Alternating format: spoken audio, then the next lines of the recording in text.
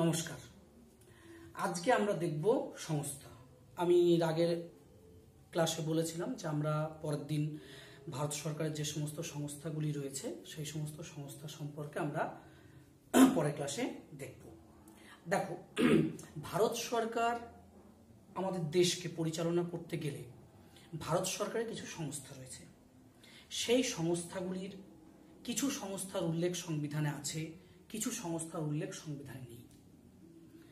তো যেগুলির উল্লেখ সংবিধানে রয়েছে তাদেরকে আমরা কি ধরনের সংস্থা বলবো, যার উল্লেখ সংবিধানে নেই বা কোন কোন সংস্থাগুলির উল্লেখ সংবিধানে ছিল না আমরা পরবর্তীকালে তৈরি করেছি, সেগুলো কিভাবে তৈরি হয়েছে এবং সেই তৈরির ভিত্তিতে তাদেরকে কি ধরনের সংস্থা বলা হয়, তো সেগুলি আজকের ভিডিওতে আমরা দেখব।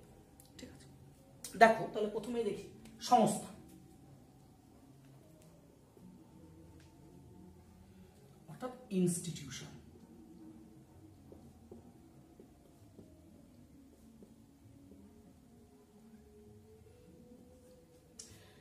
ভারত সরকারের যে সংস্থাগুলি রয়েছে সেগুলিকে সাধারণত তিন ভাগে ভাগ করা হয়। কি কি? সাংবিধানিক সংস্থা,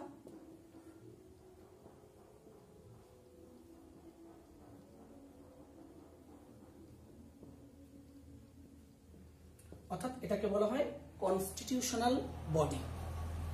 2 নম্বর বলছে অসাংবিধানিক সংস্থা,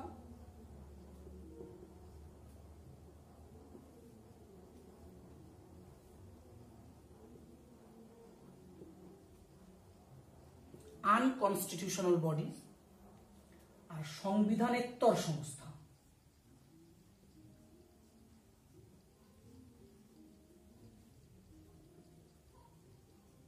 অর্থাৎ এক্সট্রা কনস্টিটিউশনাল বডিজ। তাহলে আমরা দেখলাম যে ভারত সরকারের যে সংস্থাগুলি রয়েছে সেই সংস্থাগুলি প্রধানত 3 ভাগে বিভক্ত। প্রথম সাংবিধানিক সংস্থা, একে বলা হয় কনস্টিটিউশনাল বডি। অসাংবিধানিক সংস্থা অর্থাৎ আনকনস্টিটিউশনাল বডিজ, আর সংবিধানেতর এক্সট্রা কনস্টিটিউশনাল বডিজ। এমন কথা হলো যে সাংবিধানিক সংস্থা আমরা কাকে বলবো। দেখো, সাংবিধানিক সংস্থা হচ্ছে সেই সমস্ত সংস্থা যে সমস্ত সংস্থার উল্লেখ ভারতীয় সংবিধানে রয়েছে। Those institution has been created by the constitution itself. অর্থাৎ যে সমস্ত সংস্থার উল্লেখ ভারতীয় সংবিধানে রয়েছে, অর্থাৎ আমরা যদি ইন্ডিয়ান কনস্টিটিউশন পড়ি তাহলে সেখানে কিছু সংস্থার উল্লেখ পাবো, ইনস্টিটিউশনের উল্লেখ পাবো। যেই ইনস্টিটিউশনের গুলো উল্লেখ আমরা কনস্টিটিউশনে পাবো সেইগুলোকে বলবো আমরা সাংবিধানিক সংস্থা। ঠিক আছে, উদাহরণ দেখো কিরকম এক্সাম্পল।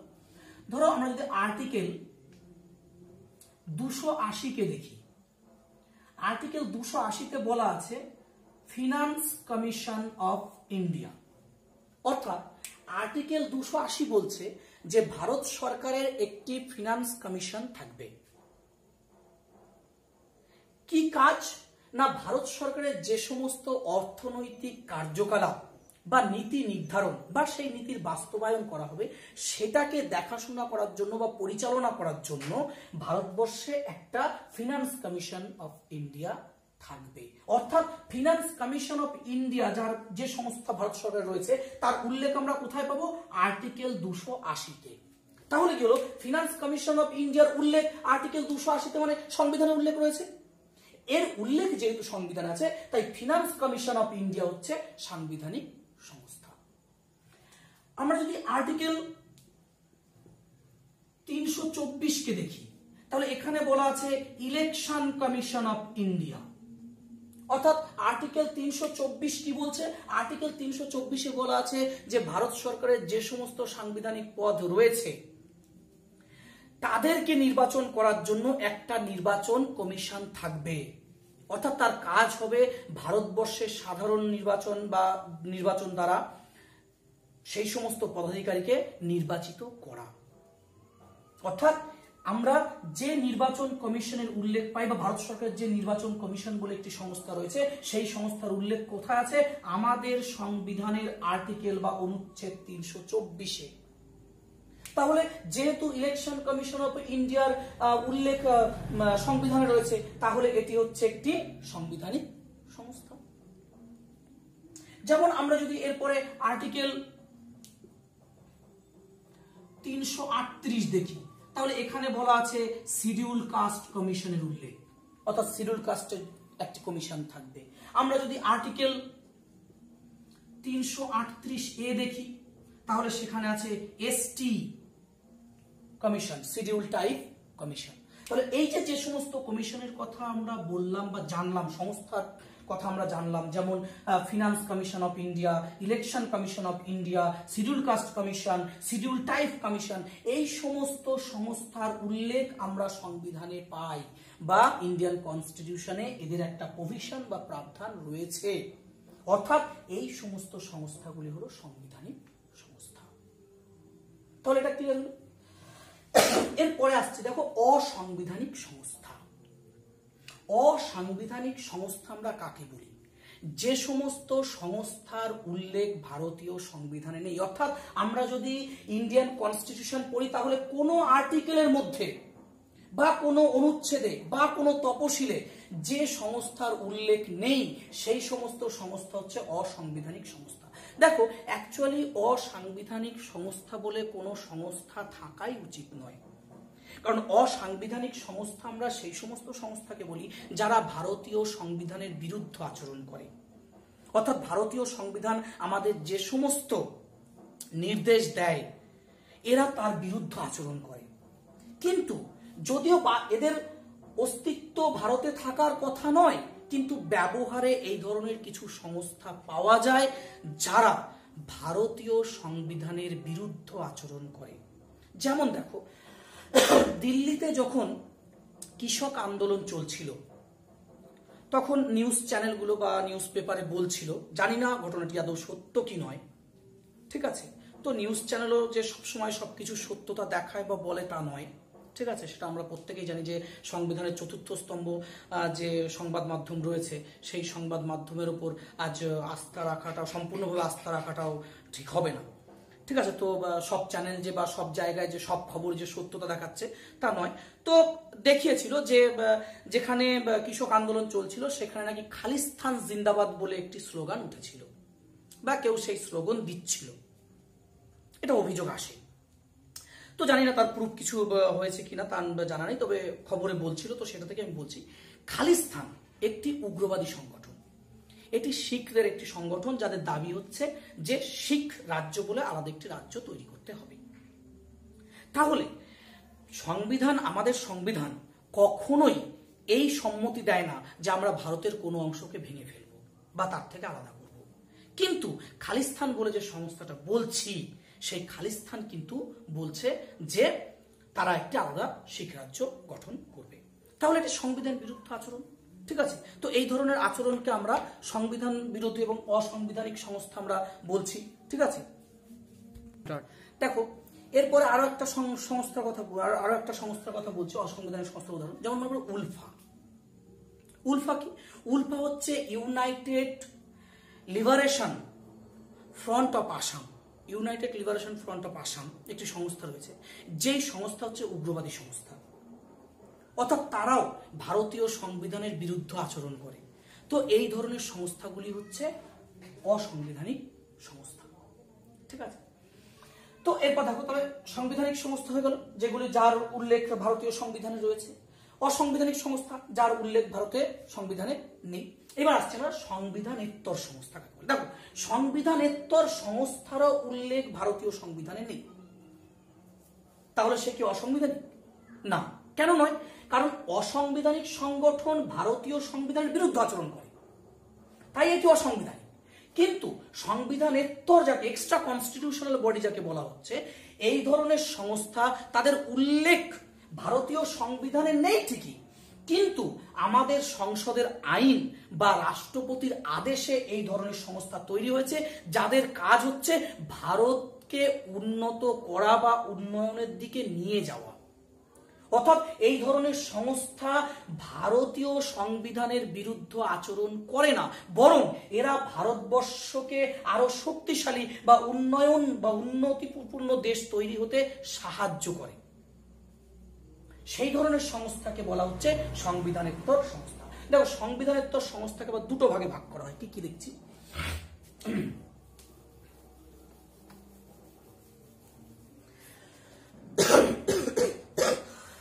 সংস্থার যে দুটি ভাগ রয়েছে দেখো,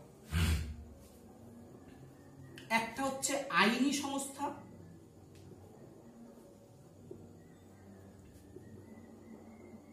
আর একটা হচ্ছে কার্যকারী সংস্থা।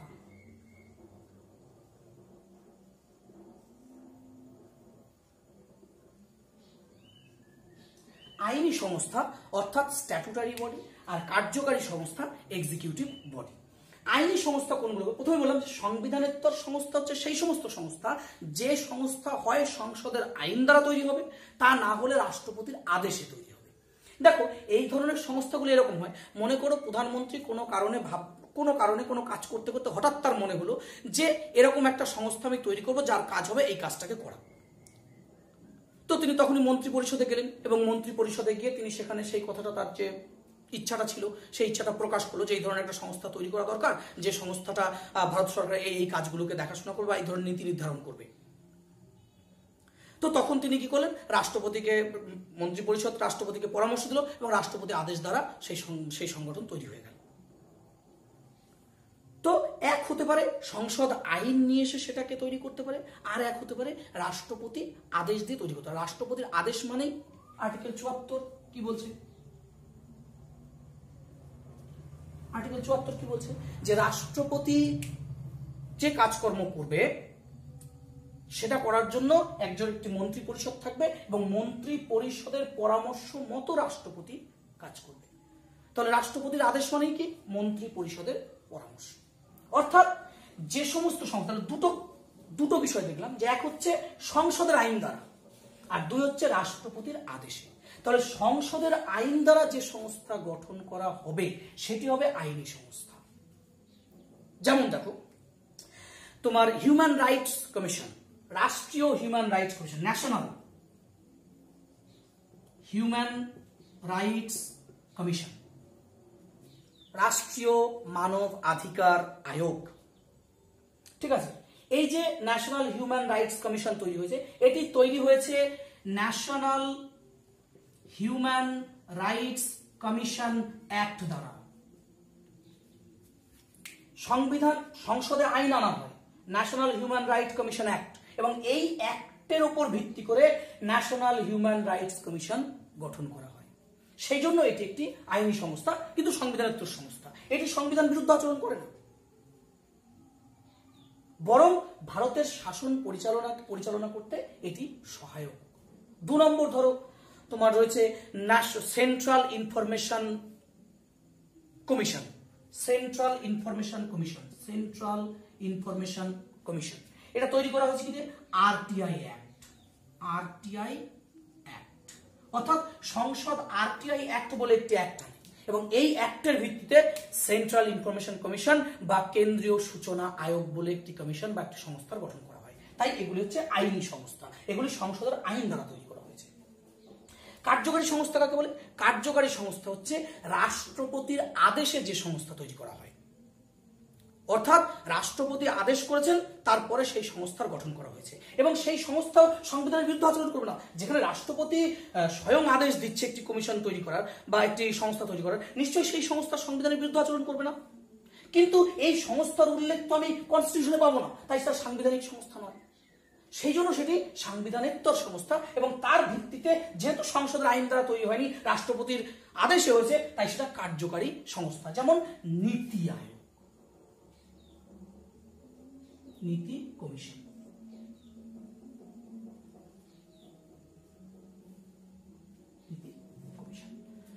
তাহলে এটা হলো কার্যকারী সংস্থা। তাহলে আমরা আজকের ভিডিওতে কি দেখে দিলাম? যে সংস্থা 3 রকমের হয়, রিভিশন করে নিচ্ছি। সাংবিধানিক সংস্থা, যার উল্লেখ কনস্টিটিউশনে রয়েছে বা সংবিধানে রয়েছে, যেমন 280-তে রয়েছে ফিনান্স কমিশন, 324 রয়েছে নির্বাচন কমিশন। অসাংবিধানিক সংস্থা উলফা, যা সংবিধান বিরুদ্ধ আচরণ করে। 3 নম্বর সংবিধানেত্তর সংস্থা, এটি আবার 2 ভাগে বিভক্ত, আইনি সংস্থা, কার্যকারী সংস্থা। আইনি সংস্থা হচ্ছে যা সংসদের আইন দ্বারা তৈরি হয়েছে, যেমন ন্যাশনাল হিউম্যান রাইটস কমিশন, এবং রাষ্ট্রপতির আদেশে যেটা তৈরি হয়েছে নীতি কমিশন। ক্লিয়ার? তাহলে আমরা আজকে দেখলাম সংস্থার বর্ণনা বা ভারত সরকারের কি কি সংস্থা রয়েছে। এরপরে আর একটা বেসিক জিনিস আমরা দেখব, তারপর আমরা অন্য বিষয়ে যাব। ঠিক আছে? তো সেই বেসিক জিনিসটা কি সেটা আমরা এবার দেখছি। দেখো, ভারতীয় সংবিধান রচনাকর্তারা ভারতীয় সংবিধান রচনার কালে তারা কিছু পদ্ধতি অবলম্বন করেছিল, এবং সেই রচনা পদ্ধতি যদি আমরা একটু বুঝে নিতে পারি তাহলে আমাদের সংবিধান পড়তে বা কাউকে বোঝাতে সুবিধা হবে। কি ছিল সেই বিষয়গুলোকে আমরা একটু দেখে নেব, যে ভারতীয় সংবিধান রচনা করতে গিয়ে তারা কি পদ্ধতি অবলম্বন করেছে এবং সেই পদ্ধতি অনুযায়ী আমাদেরকে কিভাবে সংবিধানটাকে পড়তে হবে। ঠিক আছে? তো দেখো, প্রথমেই দেখি সংবিধান।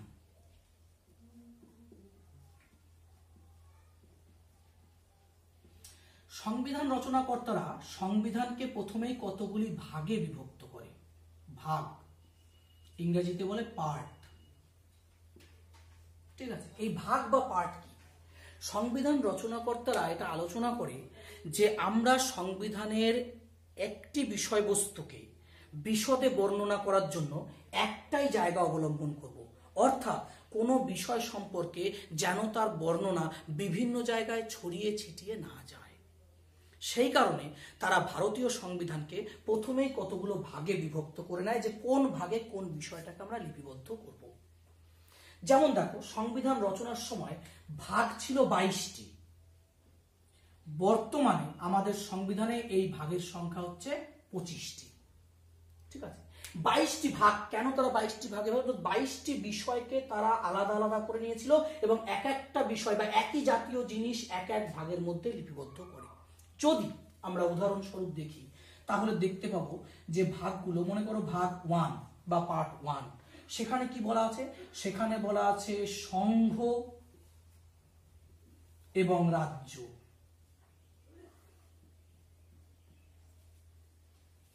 অর্থাৎ ভারতবর্ষ একটা দেশ, তার একটা কেন্দ্রশাসিত অঞ্চল বা কেন্দ্র রয়েছে এবং রাজ্য রয়েছে। কেন্দ্র এবং রাজ্যের শাসন।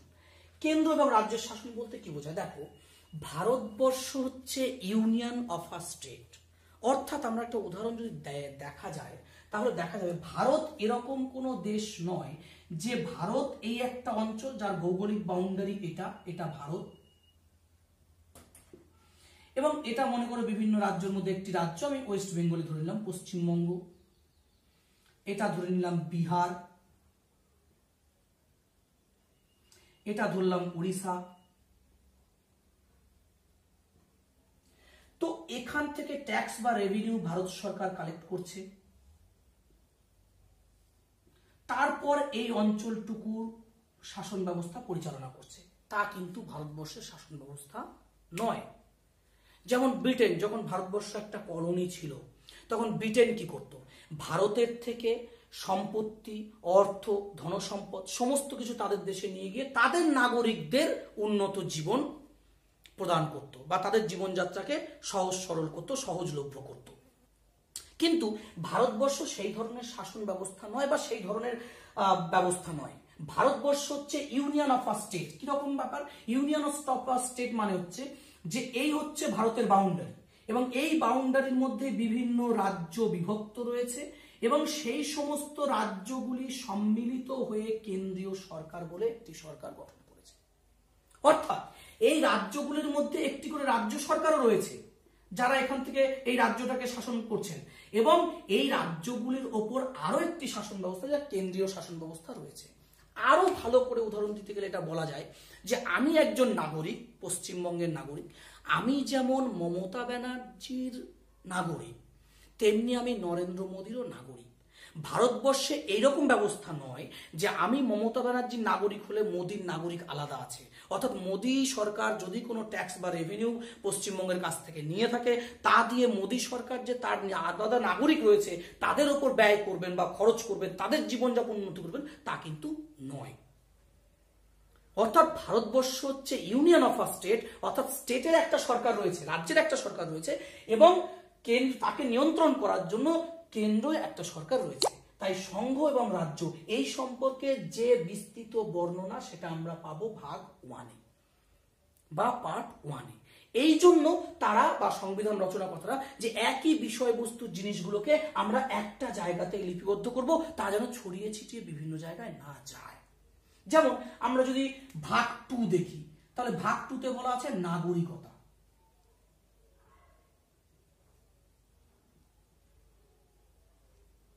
নাগরিকতা অর্থাৎ ভারতবর্ষের নাগরিক হতে গেলে তাকে কি কি শর্ত পূরণ হতে হবে, বা কোন জিনিস বা কোন ব্যবহার করলে তাকে ভারতীয় নাগরিকত্ব থেকে দূরে সরিয়ে দেওয়া হবে বা তার নাগরিকত্ব কেড়ে নেওয়া হবে, সেই সম্পর্কে সমস্ত কিছু বর্ণনা আমরা ভাগ 2তে পাবো। ভাগ 3 যদি দেখি, সেখানে কি আছে? মৌলিক অধিকার।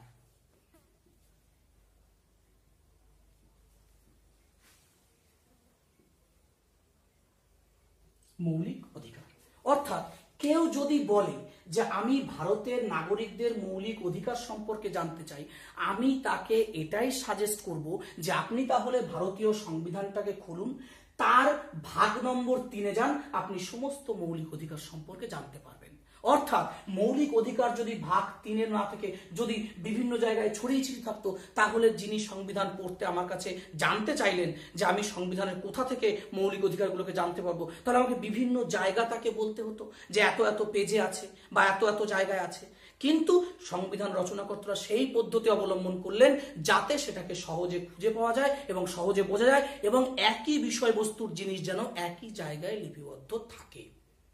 তো কেউ যদি মৌলিক অধিকার সম্পর্কে জানতে চায়, তিনি ভারতীয় সংবিধানের ভাগ 3 যদি পড়ে নেন, তাহলে তিনি মৌলিক অধিকার সম্পর্কে সমস্ত তথ্যই তিনি সেখানে পেয়ে যাবেন।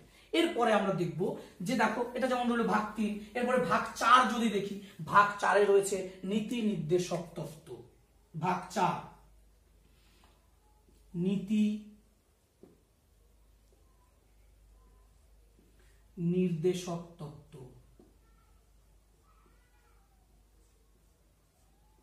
ভাগ 5 যদি দেখি, কেন্দ্রের শাসন।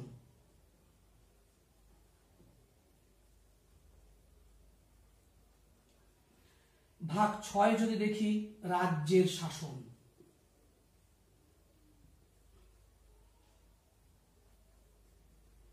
এরকম ইত্যাদি বিষয়বস্তু রয়েছে। তাহলে আমরা কি দেখতে পেলাম যে ভারতীয় সংবিধান রচনার জন্য ভারতীয় সংবিধান রচনাকর্তারা ভারতীয় সংবিধানকে কতগুলি ভাগে বিভক্ত করে, এবং ভাগের মধ্যে কি রয়েছে?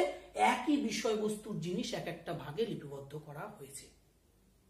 যেমন ভাগ 1-এ সংঘ রাজ্য, ভাগ 2-এ নাগরিকতা, ভাগ 3-এ মৌলিক অধিকার, ভাগ 4-এ নীতি নির্দেশক তত্ত্ব, ভাগ 5-এ কেন্দ্রের শাসন, ভাগ 6-এ রাজ্যের শাসন।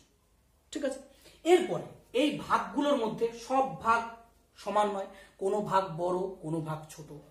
এবার যে ভাগগুলো ছোট তাকে আর বিভক্তের প্রয়োজন নেই, কিন্তু যে ভাগগুলি বড় তাকে আবার তারা বিভাজিত করেছে বিভিন্ন বিষয়বস্তুর অনুযায়ী। দেখ, ভাগকে তারা বিভাজিত করেছে অধ্যায়ে, চ্যাপ্টার। অধ্যায়, চ্যাপ্টার। ঠিক আছে, তো চ্যাপ্টার কেন বিভাজিত হলো? দেখো, ধরো এর মধ্যে ভাগ ছোট, ভাগ কেন্দ্রের শাসন ভাগ 5, এই ভাগ অনেক বড়। এই ভাগ নম্বর 5, ভাগ 5 উদাহরণ দেখাচ্ছি। দেখো, ভাগ 5 এখানে রয়েছে কেন্দ্রের শাসন। কেন্দ্রের শাসনকে আবার কতগুলি অধ্যায়ে বিভক্ত করা হয়েছে। কিরকম? ভাগ 5-এ অধ্যায় 1, হ্যাঁ, চ্যাপ্টার 1।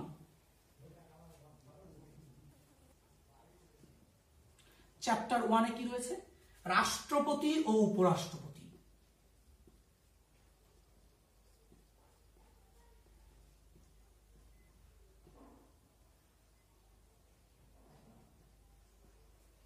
চ্যাপ্টার 2-তে কি আছে? প্রধানমন্ত্রী।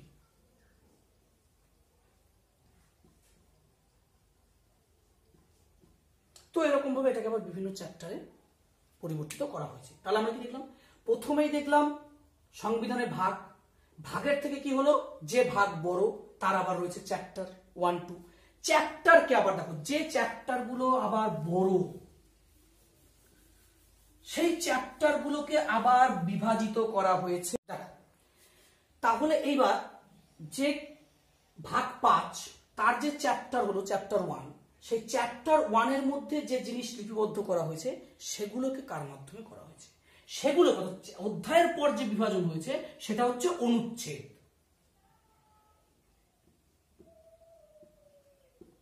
আর্টিকেল।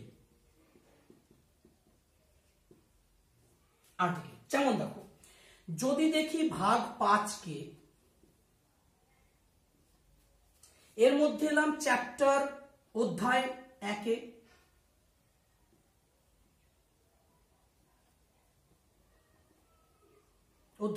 অধ্যায় 1 এসে কি পেয়েছি, রাষ্ট্রপতি আর উপরাষ্ট্রপতি। এবার দেখো অধ্যায় 1 এর মধ্যে আসছে অনুচ্ছেদ বা আর্টিকেল 54। আর্টিকেল 54 কি বলছে? আর্টিকেল 54 বলছে রাষ্ট্রপতি নির্বাচন। ঠিক আছে। আর্টিকেল 55 রাষ্ট্রপতির নির্বাচন পদ্ধতি, অর্থাৎ কোন পদ্ধতিতে রাষ্ট্রপতিকে নির্বাচন করা হবে। আর্টিকেল 56 এবং 61 রাষ্ট্রপতির মহাভিয়োগ, ইমপিচমেন্ট, কোন পদ্ধতিতে রাষ্ট্রপতিকে সরানো যেতে পারে। আর্টিকেল 72 রাষ্ট্রপতির ক্ষমা প্রদানের ক্ষমতা। আর্টিকেল 111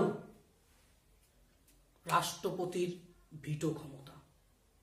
তাহলে কেউ যদি জানতে চায় আমার কাছে যে রাষ্ট্রপতির ভিটো ক্ষমতা ভারতীয় সংবিধানের কোথায় বর্ণনা আছে, তাহলে আমি তাকে কি অ্যাড্রেস দেব?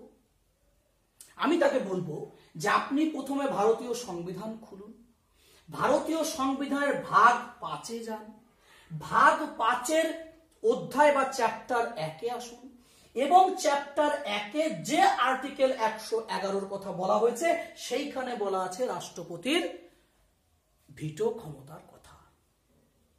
এবং ভিটো ক্ষমতা কত রকমের হয়, কত রকমের রয়েছে আমরা সেটাও পরে দেখবো। যখন আমরা আর্টিকেল রাষ্ট্রপতি সম্পর্কে পড়বো তখন আমরা সেখানে দেখে নেব যে কত রকমের ভিটো পাওয়ার আমাদের ভারতীয় রাষ্ট্রপতির রয়েছে। ঠিক আছে। তাহলে আমাকে যখন সংবিধান পড়তে হবে তাহলে আমাকে এই বিষয়গুলো জেনে নিতে হবে। এবার দেখো, যে ক্ষেত্রে আর্টিকেল আবার অনেক বড় হয়ে যাবে, যে আর্টিকেল গুলো ছোট কোনো সমস্যা নেই, কিন্তু যে আর্টিকেলটা আবার বড় অর্থাৎ যে অনুচ্ছেদটা বড় তারকে আবার বিভাজিত করা হয়েছে। কিভাবে? দেখো,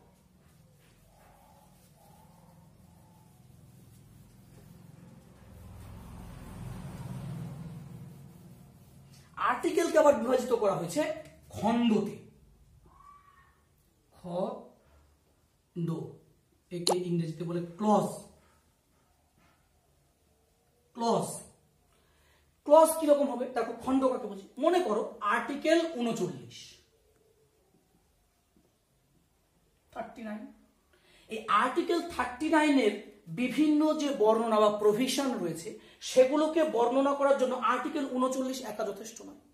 আর্টিকেল 39 এর এ, আর্টিকেল 39 এর বি, আর্টিকেল 39 এর সি, ডি এ পর্যন্ত আছে। তাহলে আর্টিকেল 39 এর এতে কি বলা হয়েছে? আর্টিকেল 39 এতে বলা হয়েছে সবার জন্য জীবিকার উপকরণ ব্যবস্থা করতে হবে, আজীবিকা যাকে বলা হচ্ছে। তাহলে এ কি বলছে? সবার জন্য জীবিকার উপকরণ।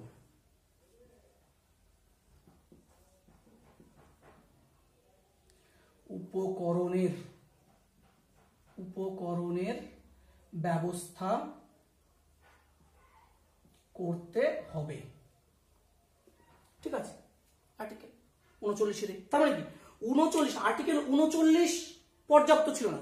বিতে আবার আরেকটা প্রভিশন, সিতে আরেক প্রভিশন, ডিতে আবার অন্যরকম প্রভিশন। তো এইগুলোকে সবগুলোকে তো 39 এ দেওয়া যেত না, সেই জন্য আর্টিকেল 39 কে আবার 39 এর এ বি সি ডি। তো এইটাকে যদি উচ্চারণ করা হয় প্রোনাউন্সিয়েশন, তার কি হবে? অনেকেই দেখবে এই উচ্চারণটাকে বলে থাকে 39 এ। কিন্তু এর প্রোনাউন্সিয়েশনটা সম্পূর্ণ ভুল হয়ে যাবে, কারণ এটা 39A নয়। প্রথম ব্র্যাকেটে যখন রয়েছে সেটা আছে ক্লজ, অর্থাৎ এটার উচ্চারণ হবে 39 ক্লজ এ। যেমন দেখো একটা উদাহরণ দিয়ে যদি একটা প্রশ্নকে যদি বর্ণনা করা হয়, ধরো একটা প্রশ্ন উদাহরণ দিলে সব থেকে ভালো বুঝতে পারবে বা মনে থাকবে। বলা হচ্ছে যে বিনামূল্যে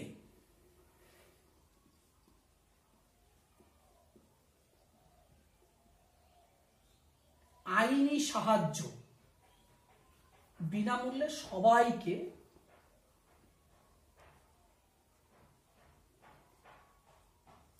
আইনি সাহায্য দিতে হবে।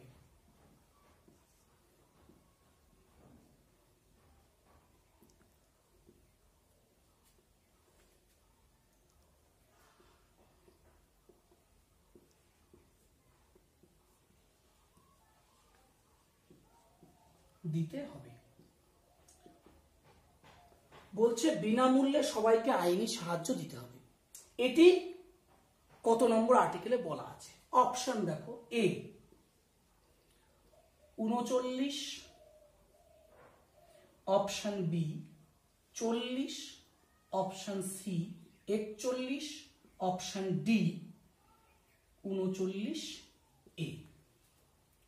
এবার দেখো এরকম হলো।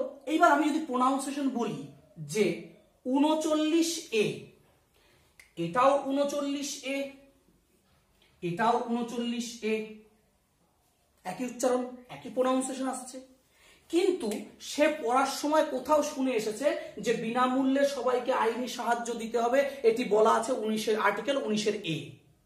তাহলে সে কি করবে? অনায়াসে ফার্স্ট অপশন পাবে, এটাকে ঠিক করবে। কিন্তু আমি একটু আগেই বললাম যে 39 ক্লজ এ, এর উচ্চারণ হচ্ছে ক্লজ এ। 39 ক্লজ এ তে কি বলা আছে? আজীবিকা, অর্থাৎ জীবিকার জন্য যা উপকরণ তার ব্যবস্থা করতে হবে, সেটা 39A তে আছে, ক্লজ এ তে। আর 39 এ বলতে এটাকে বোঝাচ্ছে 39 এ 39 আর্টিকেল এ। এই আর্টিকেল 39 ক্লজ এ, ক্লজ বি, ক্লজ সি এবং 39A, এই দুটো আর্টিকেল সম্পূর্ণ আলাদা। এখানে মনে করা যেতে পারে 39 ক্লজ এ হচ্ছে 39 এর একটা ছেলে, এ আর একটা ছেলে, আর একটা ছেলে, কিন্তু এই 39 এর এ সম্পূর্ণ স্বাধীন আর্টিকেল, এর সঙ্গে এর কোনো সম্পর্ক নেই, এর প্রাবধান আর এর প্রাবধান বা প্রভিশন সম্পূর্ণ আলাদা। তাহলে এটাকে প্রোনাউন্সিয়েশন করতে হলে প্রোনাউন্সিয়েশন করতে হবে আর্টিকেল 39 ক্লজ এ, আর এর প্রোনাউন্সিয়েশন 39A। বুঝা গেল? তাহলে আমাদেরকে আমরা যখন পড়বো তখন উচ্চারণগুলো বা প্রোনাউন্সিয়েশনগুলো আমাদেরকে এইভাবে করতে হবে, এবং এটা হলো খণ্ড। এই খণ্ডগুলোকে আবার বিভাজিত করা আছে উপখণ্ডে, উপখণ্ড যাকে বলা হচ্ছে sub clause. Sub clause, sub clause আবার ক্লজ